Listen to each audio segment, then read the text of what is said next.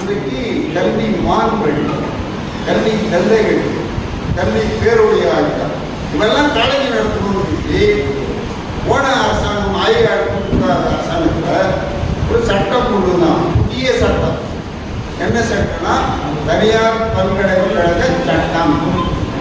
அதை யாருமே கண்டுக்கல, யாருமே பேசல, எல்லாரும் ஆதரிச்சாங்க.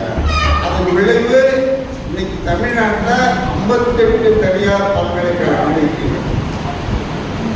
இந்த எய்டர் உதவி பெறும் கல்லூரிகளை எப்படியாவது முடிச்சிடணும்னு நிர்வாகங்கள் நினைக்கின்றன. எப்படி நினைக்கிறதுனா டிவிஜே காலேஜில் எல்லா கோர்ஸும் எய்டர் கோர்ஸ் 52 ஆசிரியர்கள் இருந்தார்கள். ஒவ்வொருத்தரும் ரிட்டையர் ஆனால் அதுக்கு புதுசாக ஆள் போடலை. கடைசி ஆள் ரிட்டையர் ஆனால் காலேஜ் ரிக்வஸ்ட் பண்ணான். இப்போ மேலும் அசலூன் காலேஜில் எக்கனாமிக்ஸை கோர்ஸ் பண்ணுறேன்னு அனௌன்ஸ் பண்ணி பையனை சேர்க்கலை, மேத்ஸை கோர்ஸ் பண்ணுறேன்னு சொல்லி பையனை சேர்க்கலை.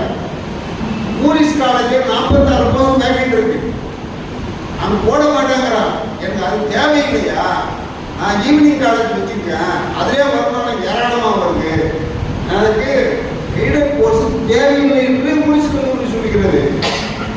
நீங்கள் அப்போ வாத்தியார் நான் காட்டக்கூடாது முடிக்கிறேன், அவன் குவாலிஃபிகேஷன் இல்லாதவங்களும் போடுவேன், எங்களை கேட்கறதுக்கு யாருமே இல்லை. ஆர்டிகல் தப்பி ஏசுநாதனை கூட பவர்ஃபுல், ஏசுநாதன் தான் பவர்ஃபுல்ல, ஏசுநாதன் கூட பவர்ஃபுல்.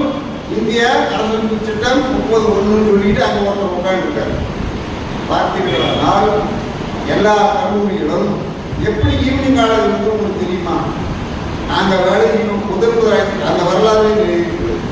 மாலை கல்லூரி எப்படி இருந்தது? டே காலேஜை கட்ட முடியல, ஈவினிங் காலேஜ் கொடுங்கன்னு கேட்டாங்க. அப்போ ஈவினிங் காலேஜ் மாலை 5 to 8 மணி தான் நடக்கும். ஆஃப்டர் 5 before 8 க்ளோஸ் பண்ணணும். அது 11 காலேஜ் தான் இருக்குது. அந்த 11 காலேஜ் ஒரு காலேஜ் முடிச்சுட்டாங்க. அப்போ 5 to 8 நடத்திட்டு போயிடணும். மெட்ராஸில் போக்குவரத்து அதிகமாக இருக்கும்போது ஸ்கூல்ஸ் அண்ட் காலேஜஸ் இனிமேல் 9 to 2 தான் நடக்கணும்னு விட்டாங்க. டிரான்ஸ்போர்ட் அவசியம். உடனே மேனேஜ்மெண்ட்லாம் தந்திரமாக என்ன பண்ணால் தமிழ்நாடு பூரா 9 to 2 ஆக்கி உதவி பாடப்பிரிவுகளை 9-10 ஆக்கிட்டான். வேதினி கல்லூரி பாடப்பிரிவுகளை மாலையில் தொடங்கினாங்க. அது 2 மணிக்கு தான் தொடங்கலாம். நீங்கள் பார்த்தீங்கன்னா